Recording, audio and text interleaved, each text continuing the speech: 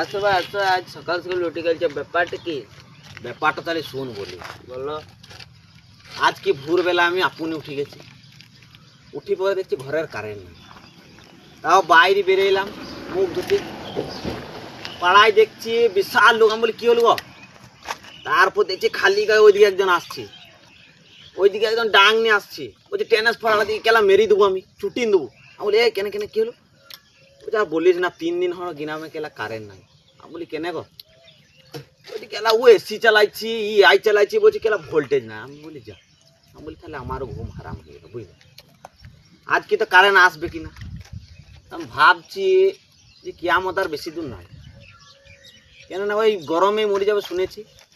এই যা ভোরবেলায় গরম, মরেই যাবে এবার কালকে। এবার ছেলে গেলা মুখ গেলা দেখতে পেছো?